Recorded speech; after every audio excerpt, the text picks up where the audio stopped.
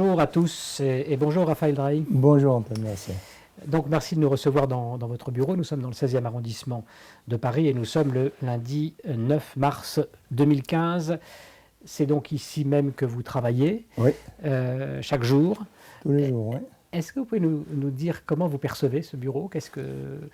Comment vous le décririez à quelqu'un qui ne le verrait pas? Eh bien écoutez, ce bureau-là, je l'ai conçu puis aménagé. D'abord par compassion pour mon épouse, parce qu'on ne pouvait plus supporter les empilements de caisses de bouquins dans l'appartement où nous tentions de vivre ensemble. Donc on a trouvé ce lieu, ce local, miraculeusement. Et donc je l'ai aménagé pour pouvoir travailler tranquillement, quoi. Essentiellement des livres? Essentiellement des livres, oui, parce que c'est mon métier. Hein, Quelques tableaux? Oui, des tableaux auxquels je tiens, ou des souvenirs, oui, comme beaucoup de gens.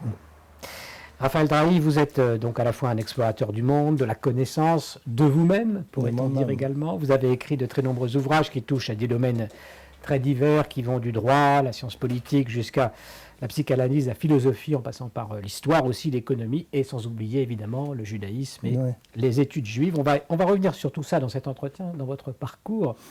Mais peut-être... deuxième tentative de définition, si vous le voulez bien. Vous racontez au début de votre dernier livre de souvenirs qui s'intitule « Les pays d'en haut » qu'une question vous est régulièrement posée. Alors on vous demande, au fait, comment faut-il vous appeler? Faut-il vous appeler Drahi ou faut-il vous appeler Dré? Alors, invariablement, vous répondez ni l'un ni l'autre, mais il faut dire Drahi. Drahi parce qu'il y a un tréma sur le i. Et on connaît l'importance des noms dans la tradition juive. On sait qu'en hébreu, la chose et la parole se disent de la même façon, bavard. Qu'est-ce que votre nom dit de vous, Raphaël Drahi? Eh bien, écoutez, en hébreu et en arabe, ce nom comporte la lettre gutturale Aïn, que les officiers d'état civil, sous le régime de la France, ne pouvaient pas transcrire par définition, puisqu'il n'y a pas d'équivalent. Donc ils trouvaient des termes approchants. Alors ils mettaient des trémas, ou ils ajoutaient un H, ou ils mettaient un Y. Alors j'ai beaucoup de cousins, qui sont des cousins très proches, et qui ont un nom qui est à peu près le même que le mien. Des Doré, des Dré, Voilà, mais c'est vrai pour d'autres noms aussi. Dès qu'il y a une gutturale dans le nom, donc on gommait la gutturale. Ouais. Finalement, le tréma, c'est pas si mal que ça pour... Le tréma, c'est pas si mal. Alors, j'y tiens parce que je trouve que c'est préserver l'intégrité du nom et surtout sa propre mémoire. Alors, ça veut dire quoi? Alors, quelle origine? Voilà, il y a plusieurs étymologies plus ou moins romanesques ou romancées. Alors, on retrouve l'origine dans la Torah, hein, c'est Drahi. Voilà. Et puis ensuite... l'histoire familiale ou la saga familiale raconte qu'après l'expulsion des Juifs d'Espagne, les Juifs les Drahi qui s'appelaient originellement Lévi, voilà, ont migré dans la région du Dra au Maroc, voilà, de l'ouest Dra. Et donc on les appelait les Drahi, les gens du Dra. Et à partir de là, bon, il y a beaucoup d'autres broderies autour de ce nom. J'en prends et j'en laisse. Comment vous interprétez le fait que souvent donc, ceux qui ne vous connaissent pas ne savent jamais trop comment prononcer votre nom? Mais pour moi, j'y fais même plus attention. Ou bien alors, c'est un jeu. Je sais très bien qu'on va depuis l'école primaire, on dit Dré, Drahi. Je fais même plus attention. Quoi. Il faut aussi parler de votre prénom, plutôt de vos prénoms, puisque vos parents vous ont prénommé Pierre. Ouais. Vous avez ensuite préféré utiliser votre deuxième prénom, Raphaël. C'est plus compliqué que ça, psychanalytiquement. Parce que ma mère, Zichronah Lebracha, voulait absolument que tous ses enfants aient des vrais prénoms européens. Voilà. D'où Pierre. Alors, d'où Pierre, voilà. Et alors, comme j'étais l'aîné, il fallait que je reçoive le prénom de mon grand-père paternel. Voilà. Et encore une fois, une histoire d'état civil. À l'état civil, mon père a fait un acte manqué, quoi. Il m'a donné en premier le nom de son père. Voilà. Et donc, mon prénom complet, exhaustif, c'est Raphaël Pierre. Et alors, à l'école primaire, on m'appelait toujours Pierre, ce qui fait que lorsque je suis arrivé au collège, et que dans la cour, on m'appelait Raphaël, je ne savais pas qui c'était Raphaël Drahi. Je ne savais pas. Et donc, je suis resté paniqué tout seul. jusqu'au moment où, après vérification, on m'a dit non, non, c'est comme dans la Bible, hein, tu t'appelleras plus Pierre, tu t'appelles Raphaël. Voilà. Et j'ai signé mes premiers articles Raphaël Pierre. Après, j'ai trouvé que ça faisait pédant, quoi, Raphaël Pierre Draille. Bon, mais finalement, ces deux personnages continuent d'exister un petit peu ou ont longtemps existé. Quel rapport ils entretiennent en fait? Qui Écoutez, est Pierre, ils entretiennent parce que mon grand-père, que je n'ai pas connu vraiment, parce qu'il est mort, j'avais 6 ou 7 ans, était pratiquement illettré. Il ne savait ni lire ni écrire. Contrairement à ma grand-mère paternelle, qui, elle, a appris à écrire et à lire toute seule. Voilà. Elle était femme de ménage. Et donc, j'ai toujours eu à cœur que, en même temps que mon prénom, apparaisse celui de mon grand-père sur mes livres. Voilà, c'était une manière de dire que l'histoire continue et qu'on était dans le relais des générations. Voilà. Mais Pierre, ça reste quand même attaché à la partie tout le monde dans ma famille proche m'appelle Pierre. Ouais. Pierre ou même Pierrot. Hein, Pierre ou Pierrot. Tous mes copains et ils me connaissent sous le prénom de Pierrot, quoi. Voilà.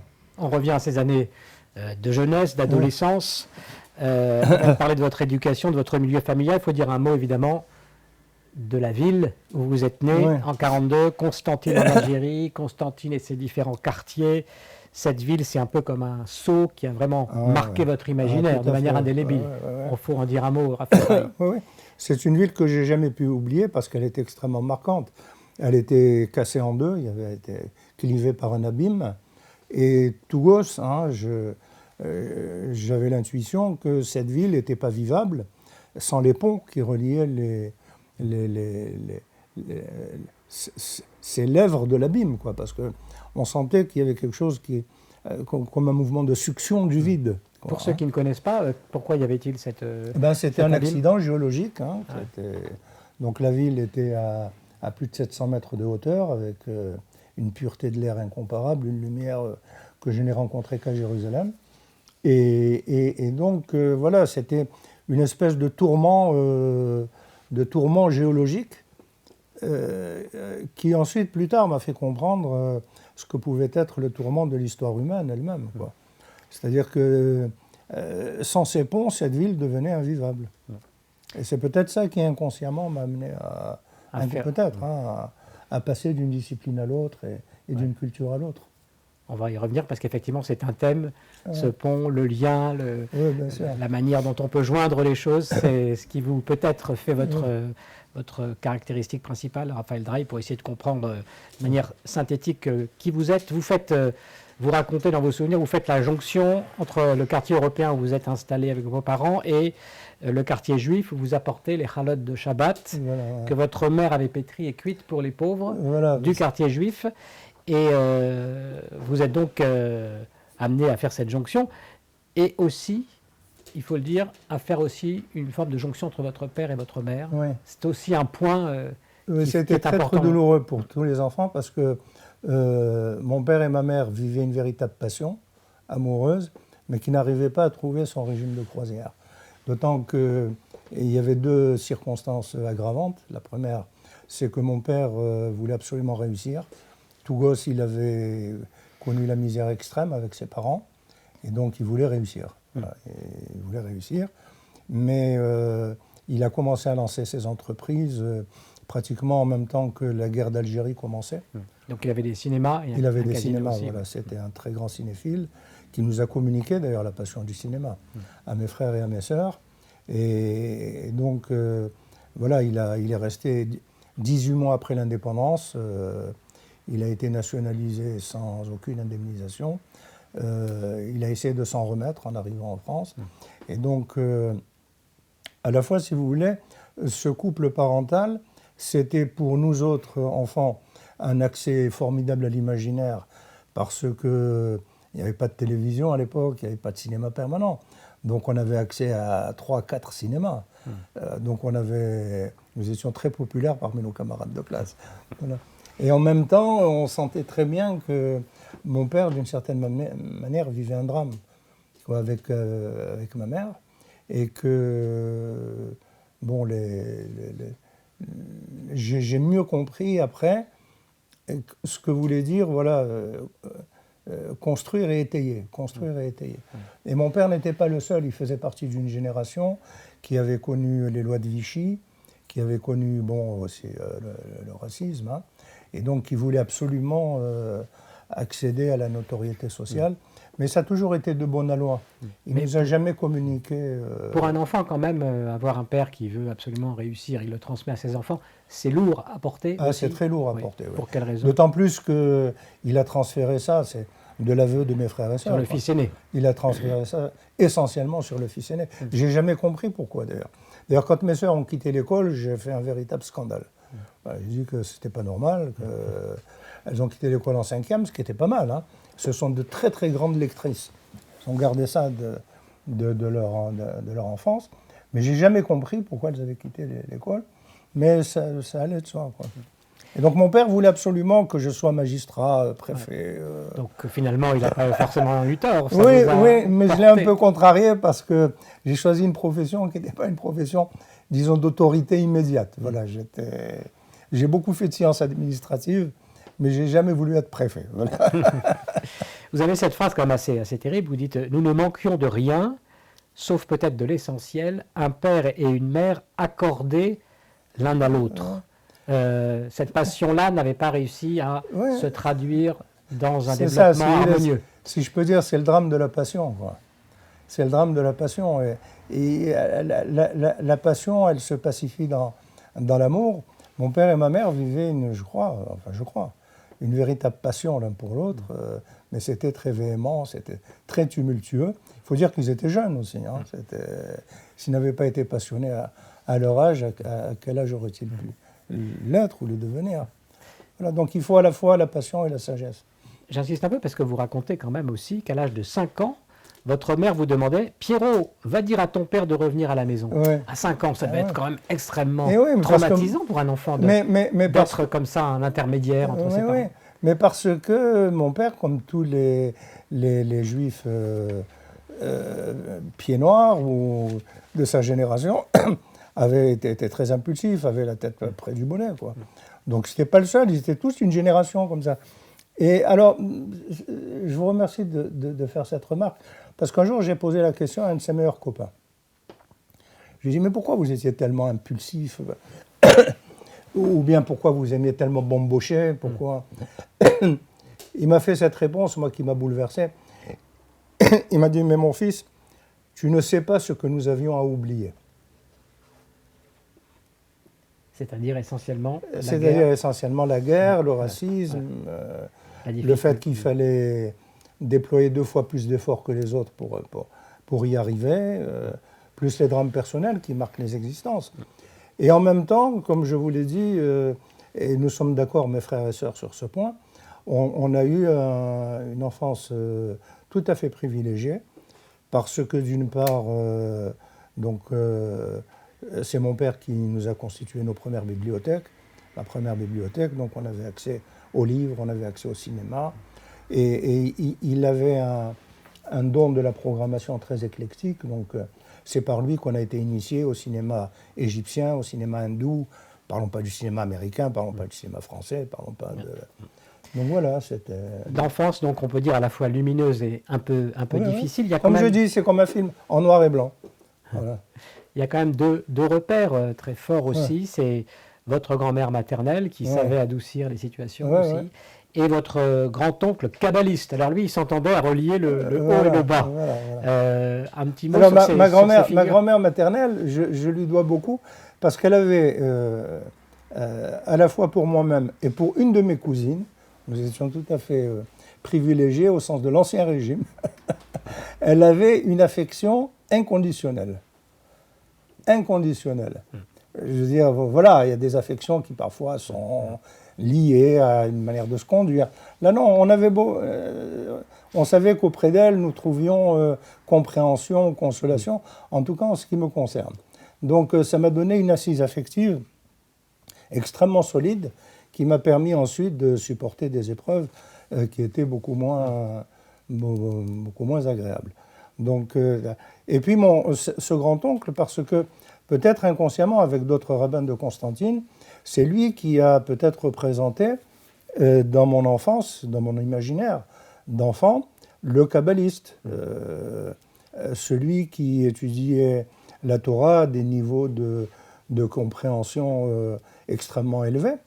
Et donc peut-être ensuite, c'est peut-être ça qui m'a maintenu, hein, je dirais, dans la fidélité au judaïsme. Ce qui est extraordinaire, c'est que vous avez retrouvé des livres qu'il avait écrits de sa main. On réédite maintenant des livres qu'il a écrits et qui démontrent qu'il était un kabbaliste tout à fait digne de ce nom. D'ailleurs, il continuait l'enseignement qu'il avait lui-même reçu de toute une tradition qui remontait aux Juifs d'Espagne. Mais vous, malheureusement, il n'a pas eu le temps de vous initier. Non, mais maintenant... indirectement. Ces livres sont à notre disposition et il m'arrive de les lire, de les relire. Ça porte sur à la fois des commentaires de la Torah, des commentaires du Zohar. Mais ce qui est très énigmatique, c'est que j'ai retrouvé une espèce de carte postale qui représentait Rabbi Shimon Bar Yochai, avec mon écriture derrière. Je devais avoir 10 ans. Et déjà, ces figures peuplaient mon imaginaire.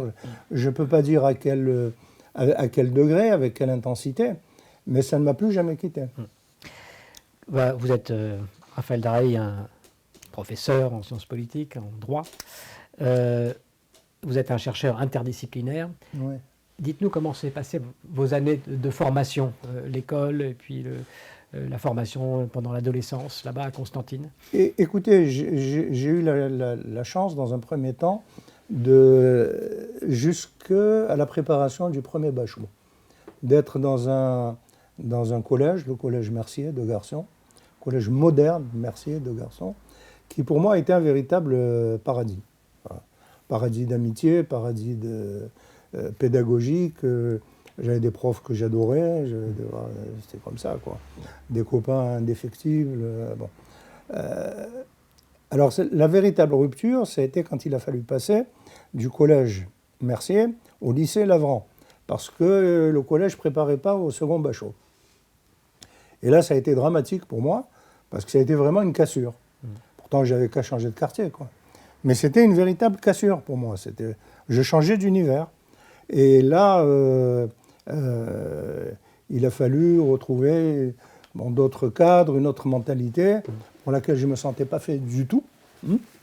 Parce que c'était peut-être une ambiance plus dure, moins fraternelle entre vous. C'était une ambiance moins fraternelle, peut-être, mais là, je ne veux pas reconstruire l'histoire. Je trouvais qu'il y avait beaucoup d'arrivisme parmi mes camarades. Voilà. Beaucoup d'arrivisme, et là, ça me ramène à une observation que j'avais faite avec vous au début de cet entretien. C'est que moi, je voyais quels pouvaient être les dégâts de l'arrivisme. Voilà, moi, je ne voulais pas arriver. Voilà. Je voulais apprendre, je voulais comprendre, Et d'ailleurs, quand je ne comprenais pas, je rendais la vie impossible à mes profs. D'ailleurs, voilà.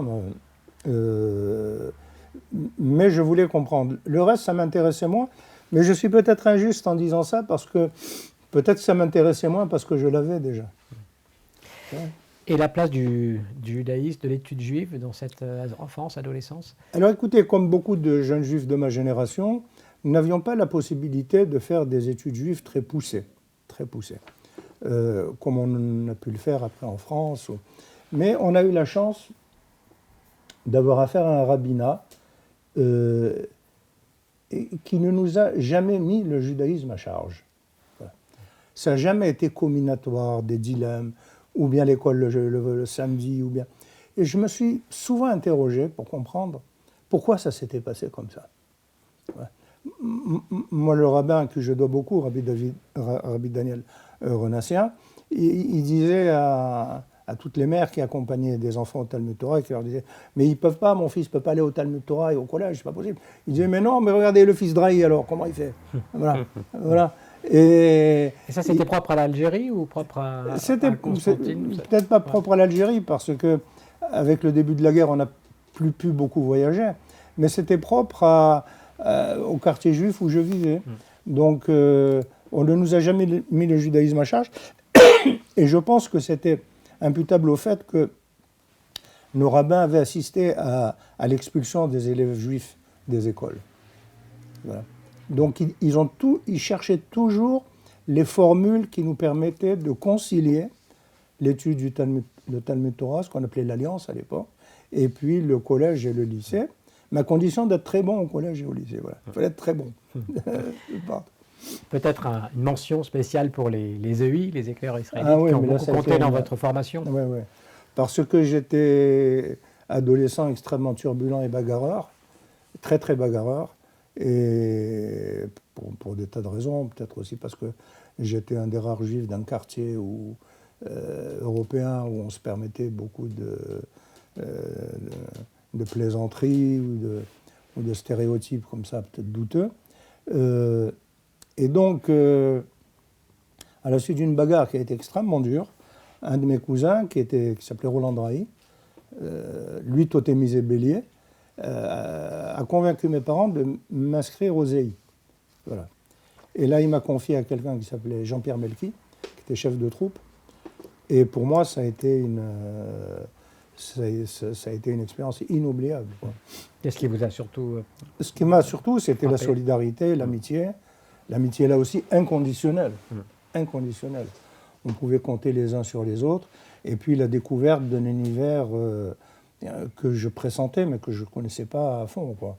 La pensée juive, les chants juifs, mais toujours avec ce qui était mon propre background, comme on dirait aujourd'hui, c'est-à-dire la littérature. Jean-Pierre Melki le dit toujours, quoi. Je recevais beaucoup, mais j'apportais beaucoup aussi. À l'époque, je dessinais beaucoup, je dessinais bien. Donc, il y avait le dessin, il y avait la littérature. J'aurais pu aussi faire de la musique, mais on ne peut pas tout faire dans la vie. Je regrette d'ailleurs de ne pas avoir appris à jouer d'un instrument, mais j'ai composé pas mal de chansons quand j'étais aux EI. Mais c'était dans la dynamique du groupe, quoi. Il y avait une créativité exceptionnelle, formidable. Et j'ai gardé ce goût de la création, quoi, et ce goût de la solidarité. Bon, il faut arriver à l'année où tout bascule, l'année 61, septembre 61, vous avez 19 ans. Ouais. Vous devez quitter Constantine, donc en raison de la guerre, et en 2 heures d'avion, voilà que vous vous retrouvez à l'aéroport de Marignane, et vous dites un total déchirement à ne plus vous laisser une goutte de sang dans les veines. Ouais. 53 ans après, qu'est-ce que vous avez gardé en vous, la marque de ce déchirement? Écoutez, à chaque fois que je repasse par Marignane, j'ai à peu près la même sensation. Je revois l'adolescent que j'ai été repasser, voilà, devant le comptoir d'Air France, et ça me fait à chaque fois le même pincement au cœur, quoi. Parce que, là encore, comme beaucoup de jeunes gens de ma génération, je connaissais la France, mais c'était la France des vacances. C'était pas une France qui nous avait bazardé, c'est le cas de le dire, quoi. Et dont il fallait tout redécouvrir, hein. Pour moi, j'arrivais avec l'accent pied noir, j'arrivais avec la mentalité pied noir, j'arrivais avec l'impétuosité pied noir, j'arrivais avec tout ça, quoi. Et comme en Algérie, après le bac, j'avais arrêté mes études, je travaillais surtout avec mon père, je faisais beaucoup de sport. Donc là, il a fallu se reposer la question, bon, qu'est-ce que je vais faire maintenant, quoi. Et c'est là où je me suis inscrit à la faculté de droit. Et ça n'a pas été sans peine, quoi. J'ai repris des études de manière extrêmement difficile. Déracinement, évidemment très difficile, mais en même temps, vous dites, en arrivant à Marignane cette année-là, vous auriez tenu pour folle la diseuse de Bonaventure, qui vous aurait annoncé que vous sauriez un jour commenter le Talmud, le Sefer Yetzira, mais aussi que vous pénétreriez Freud, Husserl, Kelsen, et que vous écririez des livres. Bien sûr. Ce déchirement, il a aussi produit quelque chose pour vous. Bien sûr, parce que, comme je vous l'ai dit, moi, j'avais aucune intention de faire une carrière universitaire. Mon père avait des affaires qui étaient très, très importantes.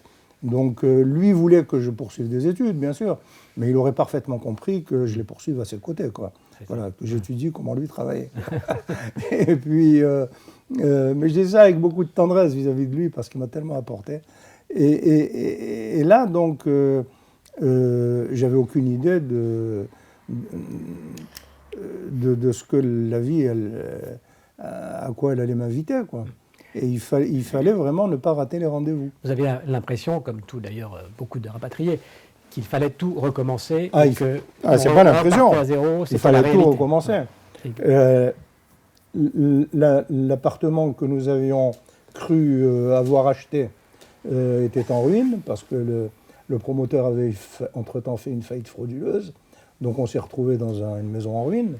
Il a fallu, quand je dis vraiment tout reprendre à zéro, c'était tout reprendre à zéro. D'ailleurs, tout de suite après, comme pas mal de gens aussi de l'époque, j'ai connu plus qu'un coup de sirocco, quoi. J'ai connu un véritable effondrement psychologique qui a failli me laisser moi-même en ruine, quoi.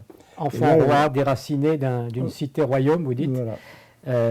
Là, vous n'étiez plus ni un enfant, ni il n'y avait plus de royaume.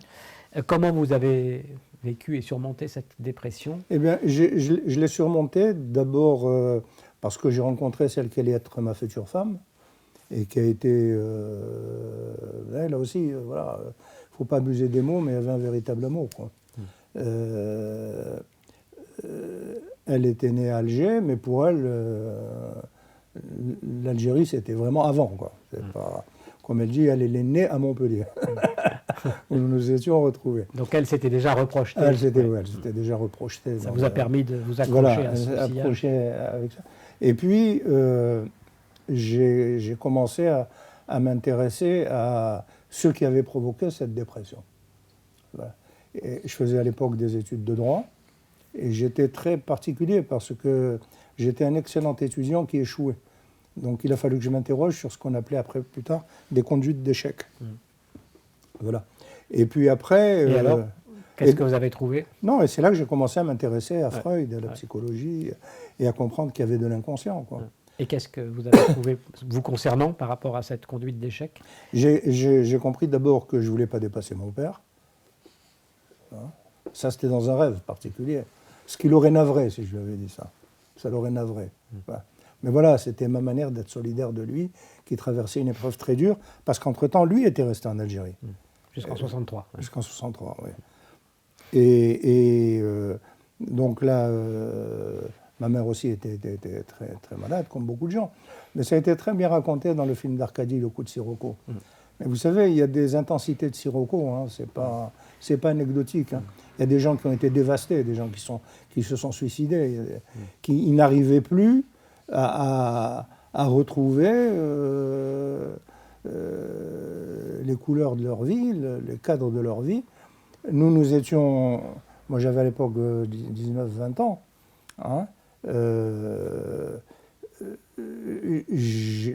j'étais très fort physiquement, donc je pouvais supporter beaucoup d'épreuves, mais il faut imaginer ce que c'était pour, par exemple, ma grand-mère maternelle, qui est morte à côté de moi, quoi, pratiquement dans mes bras. Elle n'a pas supporté la transplantation, elle, c'est le cas de le dire. Et alors vous vous êtes dit à un moment donné, finalement, dépasser mon père, c'est peut-être lui être fidèle aussi? Oui, et puis mon père m'a aidé dans ce moment terrible. Il m'a aidé dans ce moment terrible, et plus bon les thérapeutes que j'avais rencontrés, qui ont tout de suite compris que j'étais atypique. Que j'étais atypique, parce qu'il y a des gens qui échouent parce qu'ils n'ont pas les capacités intellectuelles. Et là, ils ont compris que je vivais un drame qui me dépassait largement, quoi. Que je vivais un drame collectif. Voilà, Alors donc, on a essayé de reconstituer les EI à Montpellier, tout cela. Mais pour moi, je n'arrivais pas à me consoler de la perte de ce royaume. Voilà, c'était... Vous savez, les enfants rois, c'est des rois. J'étais comme...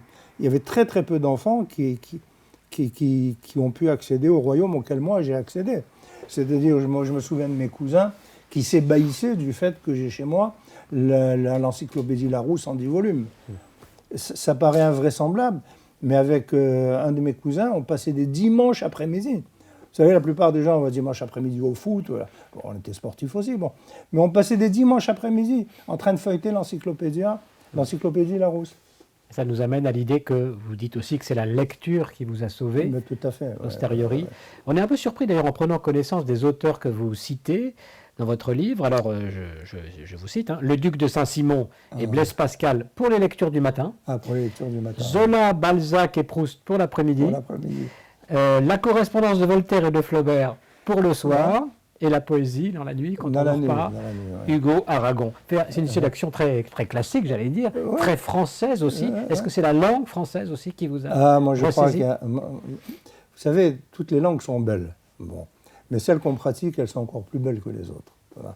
Et il faut écrire soi-même pour comprendre la richesse de la langue française, la diversité de la langue française. Mais c'est comme les parfums, c'est comme il ne faut pas tout mélanger. Moi, si je lis du Saint-Simon à 11h du soir, j'arrive plus à dormir. Parce que c'est tellement fluviatile, c'est tellement tumultueux, c'est une langue qui est tellement alcoolisée qu'on n'arrive plus à dormir, quoi. On est là, qu'est-ce qu'il a Alors c'est pour ça que je lis de la correspondance le soir, parce que bon, une lettre, 2 lettres, bon, c'est du plus petit format. Voilà. Et puis la poésie, bien sûr, et la poésie, ça vous berce, quoi. C'est très maternel. On voudrait qu'on évoque maintenant votre carrière, vos travaux universitaires, une fois que vous êtes décollé après votre retour. Alors pour un intervieweur, c'est quand même assez difficile d'être synthétique parce que vous avez abordé, je le disais, de très nombreux domaines, très nombreuses disciplines, donc le droit, la science politique, l'économie, la psychanalyse. Mais parce que l'une m'a mené à l'autre. L'écriture et même la peinture, vous faisiez de la peinture. Ouais. Sans oublier bien sûr donc les études juives qui ont peu à peu d'ailleurs pris une place centrale, ça a été évolutif. Tout à fait, c'est vital pour moi. Donc vous êtes passé d'un domaine à l'autre comme vous passiez d'un quartier à l'autre à Constantine. Alors peut-être pas tant pour changer de perspective, mais peut-être pour continuer à établir ces fameux ponts entre les disciplines. Est-ce que vous pouvez nous dire comment vous avez évolué dans votre carrière? J'ai commencé par faire des études de droit. Je ne sais pas pourquoi d'ailleurs. Bon, parce que j'avais des copains qui faisaient droit, quoi. Donc, et très très vite, j'ai compris l'intérêt de cette discipline et les limites de cette discipline. Parce que moi, je venais d'un pays qui s'était détruit pour des raisons politiques. Donc, en même temps que mon cursus juridique, j'avais des cours de sciences politiques, de sociologie politique, d'histoire des institutions. Et là, j'étais amené à me poser la question du politique. Mais très très vite, je me suis senti en décalage avec les enseignements de mes principaux professeurs, parce que pour eux, il allait de soi que la politique repose sur le conflit. Voilà. Et moi, je pensais que ça, c'était très dangereux. Parce que le conflit, c'est un mot qui veut tout dire et rien dire. Ça dépend des échelles de conflit, ça dépend des intensités de conflit. Et comme j'avais vu tellement de violence et de sang répandu et de malheur autour de moi, donc il fallait que, pour ce qui me concerne, je me dote d'un tout autre outillage mental. Et je ne suis pas passé d'une discipline à l'autre, comme on dit parfois par tourisme intellectuel. C'est parce qu'une discipline, par les questions qu'elle me posait, m'amenait à découvrir une autre discipline. Par exemple, quand je me suis posé la question de pourquoi des conflits tellement violents dans la vie politique, il a fallu que je m'interroge sur les racines inconscientes de la violence.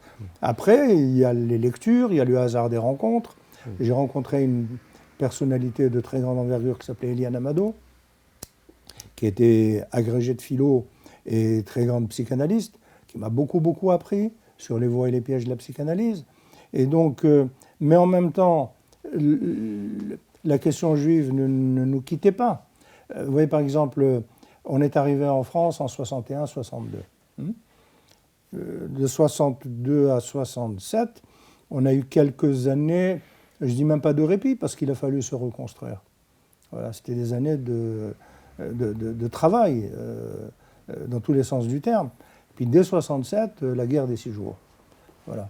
Et l'irruption de la question israélienne. La question d'Israël et du judaïsme. Pourquoi je suis juif? La conférence de presse du général de Gaulle définissant le judaïsme à sa manière, moi qui m'avais proprement scandalisé. Donc à partir de là, il ne suffisait pas de se poser des questions, il fallait aussi apporter des éléments de réponse. Mais ça a été peut-être aussi la réplique de mon expérience du scoutisme et puis du Talmud Torah, parce que aussi bien nos chefs scouts, comme on disait, nos chefs scouts, que nos rabbins bien sûr, nous autoriser à nous questionner, parfois à nous tarauder de questions, mais il fallait trouver aussi des solutions. Il fallait trouver les solutions. Moi, j'ai eu la chance de connaître quelques dayanim, quelques juges du tribunal rabbinique de Constantine. Eux, quand on venait leur poser un problème, leur souci principal, ce n'était pas de le rendre encore plus hermétique, mais c'était de trouver des solutions. Et donc, j'ai un peu gardé ce tour d'esprit, quoi. Qui est un tour d'esprit, on peut dire peut-être aussi talmudique, finalement, comment on arrive à comprendre des points de vue et alors après de trancher quand même dedans, de trancher dans la question. Oui, mais après, la théorie psychanalytique m'a permis d'asseoir cette conviction-là quand j'ai un peu mieux compris l'interaction entre la pulsion de vie et la pulsion de mort. Bien sûr que de la pulsion de mort, moi je l'avais vécu à différents degrés, comme beaucoup de gens, mais il y a aussi la pulsion de vie, quoi. Et il s'agit que cette dernière soit toujours plus forte que la première. Donc il faut veiller à maintenir en soi la pulsion de vie. Bon, quand on me parle de ma propension à la lecture, à la peinture, je dis que j'ai aucun mérite, parce que moi c'est ma pulsion de vie qui fonctionne comme ça. Et c'est le fameux « tu choisiras la vie » qui est un peu votre devise personnelle. Ouais. Mais on la choisit d'autant mieux qu'on se laisse choisir par elle aussi. Oui, parce que peut-être c'est une disposition aussi que j'ai recueillie de mes parents, qui étaient tout à fait exemplaires dans ce domaine, celui de l'hospitalité. Ouais. Il faut savoir accueillir la vie quand elle vous apporte des joies, elle vous apporte des réussites. Il faut intégrer tout ça, incorporer tout ça. Parce qu'après, la vie, c'est une suite d'instants qui se ressemblent pas. Et on peut, après, trouver des moments infiniment plus difficiles. Et c'est à ce moment-là qu'il faut se remémorer les moments où on a été solide, où on a été sagace, où on a été créateur, et se dire, bon, eh ben, il faut pas lâcher le fil. Vous avez écrit de très nombreux livres, je ne sais pas combien, 25, 30 plus de 35. 35. Ouais. Qu'est-ce que vous sortiriez comme ça en premier de cette œuvre-là qui vous... Moi, je sors le fait qui aujourd'hui vous paraît quelque chose de fondamental pour vous. Ce que je vais vous dire, ça va peut-être vous étonner. La plupart de ces livres que j'ai écrits sont des livres qui m'ont été demandés par des amis. Donc ouais, je crois, à part quelques-uns d'entre eux, mais la plupart, bon, ont le sceau de l'amitié, je peux mettre un nom. Voilà, c'est un tel qui m'a demandé de faire ce livre, un tel qui m'a demandé de faire ça. Donc c'est son livre à lui ou son livre à elle. Voilà. Donc de ça, je ne veux pas me désister. Et puis, il y a le fait qu'on est comme on est, quoi. J'ai cette disposition à écrire, à chercher, et je n'ai jamais cherché à écrire pour être édité. Voilà. J'ai toujours cherché à écrire parce qu'il me semblait que j'avais des choses à comprendre, à dire, à expliquer. Mais ça, peut-être parce que j'étais enseignant aussi. 35 livres, donc après, vous continuez à écrire, Raphaël Drahi. Il n'y a pas un moment donné où vous avez envie d'écrire quelque chose qui serait votre pensée rassemblée Oui, il y avait dans le temps une collection qui s'appelait « Ce que je crois ». Ouais, par exemple. Chez Grasset. J'ai été tenté de faire un petit livre comme ça, « Ce que je crois ». Mais il faudrait là que je me pose très directement la question de Dieu. Voilà. Et je préfère ressentir la présence divine comme je la ressens en ce moment, et pas trop forcer conceptuellement. Voilà. Je ne me sens pas ni la force, ni les ressources pour aborder la question qui est Dieu, nom de Dieu, quoi. Voilà, donc vous la ressentez, vous voulez dire, de manière dans votre vie intime, oui, mais personnelle. Ça, je le dis et je le redis. S'il n'y avait pas eu cette présence, que je serais incapable de qualifier, d'identifier. Mais il y a longtemps que j'aurais disparu, quoi. C'est sûr qu'on vit des moments miraculeux dans sa vie, quoi. Il faut y être attentif. C'est-à-dire s'il n'y avait pas autre chose qui vous maintient dans le flux de la vie, j'allais presque dire qui vous tire là, de ce côté-là. Mais il y a longtemps que vous seriez passé par profits et pertes. Dans votre carrière, vous, pour des raisons familiales autant que professionnelles d'ailleurs, vous avez été amené à beaucoup voyager, notamment en train. De même, vous avez relier donc ces domaines de recherche. Vous avez toujours fait des jonctions spatiales entre vos différentes activités. Vous notez que d'ailleurs que voyage vient de voix, mais aussi de vie. Voyager et vivre ne font qu'un. Ne font qu'un. Vous dites. En quoi le voyage serait-il un mode de vie? Écoutez, là aussi, j'en ai parlé avec des amis psychanalystes, c'est le cas de le dire, parce que j'aurais pu très rapidement arriver à Paris, comme on dit à l'université de Paris. Mais là, il m'aurait fallu faire des concessions que je n'étais pas en mesure de faire. Par exemple par exemple, en sciences politiques, il aurait fallu que que vous suiviez le mouvement de l'époque. Le mouvement de l'époque. Et ça, j'ai aucun mérite, j'en étais incapable. Ça aurait été violenter ma nature et nier tout le parcours que j'avais fait jusqu'à présent. Et puis après, mes amis psychanalystes m'ont dit, mais non, il y a quelque chose d'itératif dans ce que tu fais là. Tu éprouves à chaque fois le besoin de repartir. Voilà. Il ne faut pas que tu sois arrivé. Voilà. Donc, il faut que tu te vois prendre le train, partir. Donc là, vous parlez, en fait, il faut dire que vous parlez des voyages que vous avez faits entre Aix, Paris, Paris, voilà, sans arrêt. Sans arrêt. Vous donniez des cours, vous reveniez. Et à l'époque, on ne voyageait pas aussi rapidement. On ne voyageait pas aussi rapidement. Et puis, j'aurais pu me choisir peut-être une voie un peu plus confortable, entre guillemets. Mais ça aurait été au détriment de ma nature. Je n'aurais pas été capable de faire ça. Je ne pouvais pas. Et finalement, dans le fait de repartir à chaque fois, c'est un de mes amis psychanalystes qui m'a bien fait comprendre ce point-là. Repartir, c'est à la fois choisir à nouveau. C'est se choisir à nouveau. Hein, on décide de le faire. Hein, parce qu'il faut partir, ensuite revenir. Bon. Mais après, j'ai écrit un petit texte là-dessus. C'est aussi repartir, c'est répartir. Voilà. C'est rencontrer des gens nouveaux, c'est éviter le train-train, c'est le cas de le dire. Le train vous fait éviter le train-train. Et puis... Pourquoi répartir? Qu'est-ce que vous voulez dire? Répartir parce que je peux me permettre de dire ce que je vais vous dire à l'âge qui est le mien. Bien sûr que j'ai connu des moments extrêmement difficiles, mais j'ai tellement reçu, voilà, que ça excède ce que je pourrais garder en stock. Voilà. Donc il faut redistribution. Il faut le redistribuer. Voilà.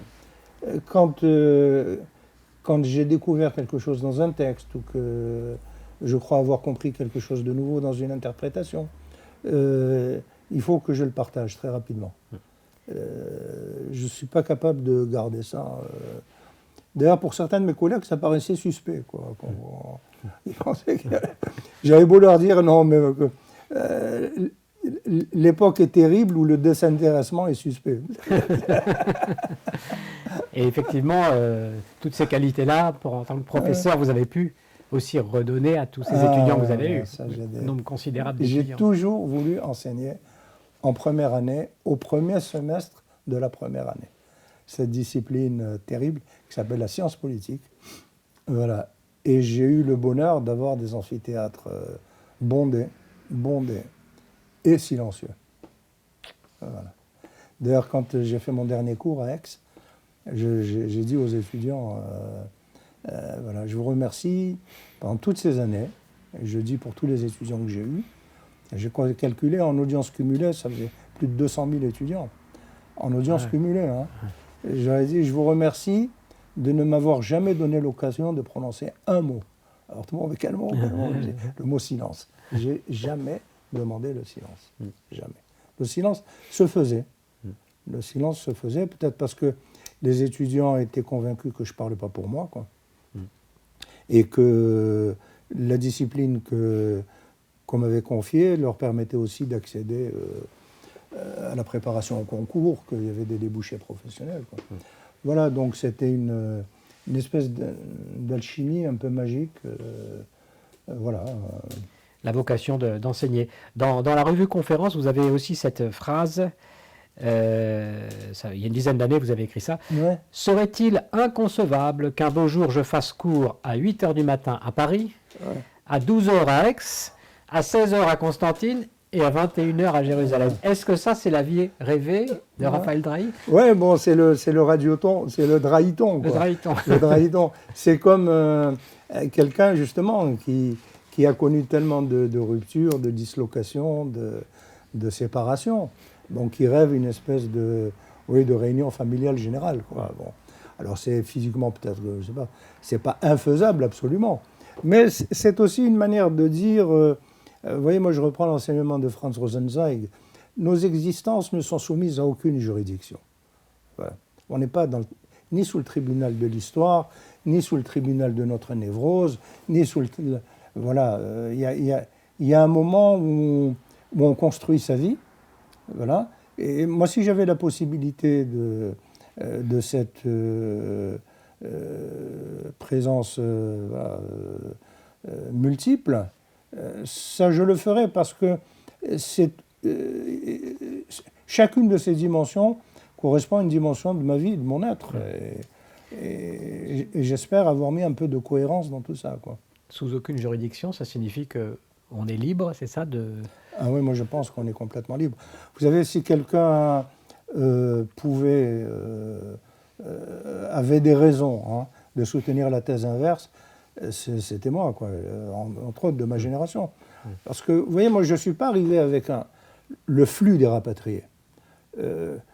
Quand ça tirait dans tous les coins en Algérie, à Constantine notamment, mon père m'a fait partir tout seul, rapidement. Je suis arrivé seul. Ouais. Je ne suis pas arrivé, même avec la solidarité de la misère, et les gens qui pleurent ensemble. Après, j'ai connu ça, à Paris. Mais non, là, je suis arrivé tout seul. J'ai découvert la France comme un ado, même pas déraciné, comme un ado éradiqué. Et après, bon, ben voilà, qu'on le veuille ou non, les racines, ça repousse, quoi. Et là, vous dites que vous avez choisi la liberté de n'être sous aucune juridiction, c'est-à-dire de recommencer. De recommencer, parce que, avec les difficultés matérielles... Il n'y a pas de détermination dans ce déracinement. Et en même temps, il y a quelque chose d'énigmatique, c'est qu'est-ce qui m'a permis de tenir, parce que, comme beaucoup de rapatriés qui ont connu des difficultés matérielles extrêmement graves, quoi. J'aurais pu aussi arrêter mes études, me mettre à travailler, et puis voilà, donc... Mais là, la rencontre avec mon épouse a été déterminante aussi, parce qu'elle m'a toujours moi je dis c'est mon balancier dans la vie, quoi. Elle m'a toujours incité à ne pas perdre de vue ce qui faisait la particularité de ma propre vie, quoi, indépendamment de la vie qu'on menait ensemble. C'est pourquoi vous dites que les couples, ça fait 1 plus 1 égale 3. 1 plus 1. C'est ça votre équation. Ouais. Au moins. Aujourd'hui, vous êtes donc à la retraite, Raphaël Drahi. Ouais. Vous continuez à voyager? Vous avez voyagé pendant les 10 ans? Quand j'ai la possibilité de le faire, je le fais. Je le fais très très volontiers.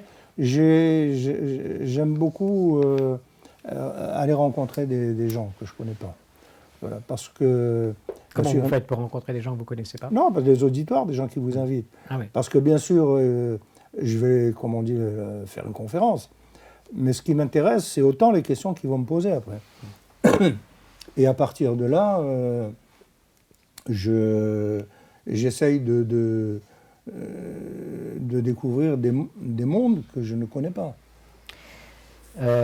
Encore un mot peut-être du moment présent, puisque vous êtes, on le sait, observateur et commentateur aussi de l'actualité. Il y a 2 ans, vous étiez en Israël pour rendre visite à votre fille qui s'est installée là-bas, et vous dites sur votre blog la phrase suivante. Ici, donc en Israël, la vie est dure pour le plus grand nombre, mais la vie se construit, l'histoire s'éclaire. En France, les temps ne sont pas moins durs, mais on dirait que rien ne s'y édifie plus.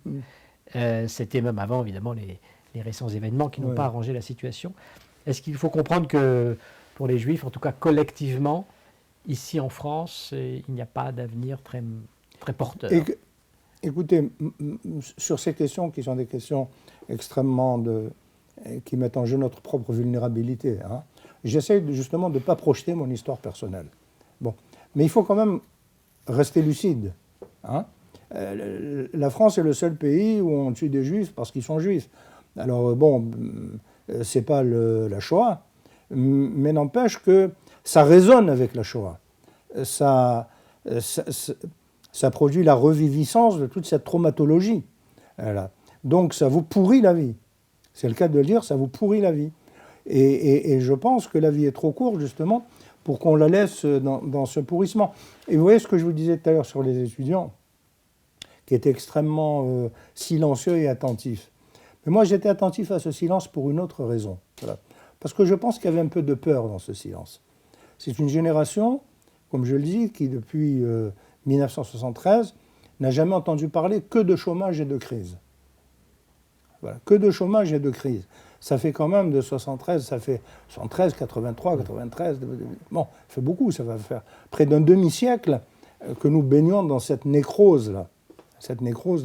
Et la plupart des gouvernements vous disent, mais on a tout essayé, rien ne marche, on ne peut pas renverser la courbe du chômage. Mais est-ce qu'on se rend compte des dégâts que ça produit? Oui, alors les Juifs font partie de cette société qu'on appelle en crise, qu'on dit en crise, donc ils sont en première ligne, comme tout le monde. Ils ont des problèmes de chômage, de précarité, de dislocation familiale. Mais en plus, ils doivent veiller à leur sécurité. Bon. Donc ça fait beaucoup. Comme dit l'expression populaire, il ne faut pas trop charger la barque. Et il y a un moment où on a l'impression, en effet, qu'il n'y a plus d'horizon perceptible. Alors vous avez une partie de la famille, votre fille qui est en Israël. Oui, ma fille a fait le choix. Votre fils est en Mon fils France. est encore en France. Finalement, quel message vous voulez laisser à vos petits-enfants? Je vais leur laisser ce message que vous avez exprimé dans cette formule, tu choisiras la vie. Voilà. Parce qu'on vit dans un monde trop incertain, pour qu'on puisse prodiguer je ne sais quel conseil, et encore plus, je ne sais quelle analyse. On est démenti, déjugé d'un jour à l'autre. Voilà. Donc il faut avoir, bien sûr, une capacité analytique. Il faut être capable d'analyser la réalité comme elle est ou comme on l'aperçoit. Mais ça ne suffit pas. Ça ne suffit pas. Il faut mobiliser d'autres paramètres en nous, et notamment cette pulsion de vie. Il faut suivre sa pulsion de vie.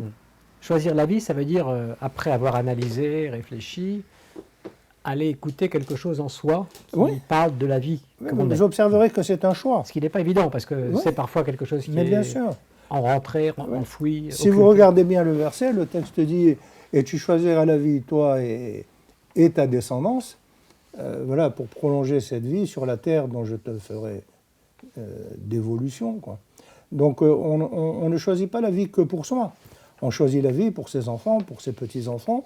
Et justement, plus on a vécu des périodes tourmentées, des périodes de dislocation, plus il faut apparaître soi-même, non pas comme un roc, comme disait Sartre, c'est pas du tout ça, mais il faut apparaître comme un point de repère. Voilà. Parce qu'on n'en a plus tellement. Ouais. Et moi, je suis pour une éthique de la proximité. Voilà. Si on essaye de raisonner en termes de morale universelle à propos de tous les problèmes qui se posent à l'humanité, mais on n'en réglera aucun, c'est démesuré. Il faut essayer de faire le maximum de bien là où on est pendant qu'on s'y trouve. Voilà. C'est ça, choisir la vie aussi. C'est ça, choisir la vie. Vous savez, en arabe, c'est une jeune psychologue algérienne qui m'avait fait remarquer cela en arabe. Hein. En arabe, c'est la même racine linguistique qui définit le bien, le khair, et puis le fait de choisir, le khayar. Voilà. Et il n'y a de bien que ce que l'on peut vraiment choisir. C'est pour ça que le texte dit tu choisiras la vie. Parce qu'on est porté parfois à choisir le contraire. Je le disais, vous avez beaucoup écrit, y compris sur vos souvenirs. Est-ce que vous avez tout dit sur vous, Raphaël Drahi? Moi, sur moi, oui, bien sûr. Il n'y a rien qui reste dans l'ombre? Non, mais vous savez, l'ombre, c'est la fameuse phrase de Malraux, tout le monde a son petit tas de secrets. Mais vous savez, nos secrets ne nous engagent pas qu'à titre individuel, les secrets engagent les autres. Vous voyez, donc il faut préserver aussi la pudicité des autres, leur propre existence, et puis, laisser quelque chose à découvrir de soi, quoi. C'est pas... Est-ce que vous êtes aujourd'hui, vous diriez que vous êtes guéri de ces déchirements de votre enfance qui ont parcouru toute cette interview? Non, pas du tout, pas du tout. Et d'une certaine manière, heureusement, parce que sinon je serais arrivé, voilà, dans le pire sens du terme. Dans le pire sens du terme. Donc beaucoup de mes rêves me rappellent que je ne suis pas du tout arrivé. Je fais souvent des rêves où je rate le train, où je rate l'avion, où je rate... Bon, ça c'est plutôt... C'est à la fois angoissant quand on le vit et réconfortant quand on se réveille. Mais en même temps, je me dis que une vie qu'on a racontée aura mérité d'être vécue. Voilà. Ça vaut la peine de vivre comme ça. Même si on a passé des moments terribles, des moments très très durs, Et puis parfois, quand on compare, c'est moins dur qu'on ne l'imagine, ou qu'on ne l'a imaginé. Mais voilà, quand on peut raconter sa propre vie, c'est qu'elle s'est dépassée elle-même, quoi. Qu'est-ce qui vous reste à écrire maintenant, Raphaël Drey? Actuellement, je suis justement dans la suite d'une conférence que j'ai faite au mois de novembre à la Société psychanalytique de Paris. J'ai le projet d'un livre sur la question du meurtre fondateur. Vous voyez, c'est une thématique que les psychanalystes élaborent. Et moi, ma position, c'est que le meurtre n'est jamais fondateur.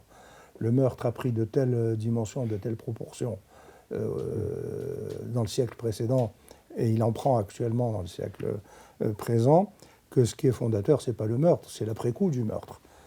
À condition que cet après-coup ne soit pas un nouveau meurtre, hein, comme dans Crime et Châtiment, que cet après-coup ouvre à un effort de pensée, et puis à interroger ce qui est cette part obscure en nous, hein, qui fait que même si on bénit Dieu tous les matins d'avoir créé le jour nouveau, quoi, il y a en nous quand même un noyau de nuit qui est incompressible, qui est irréductible.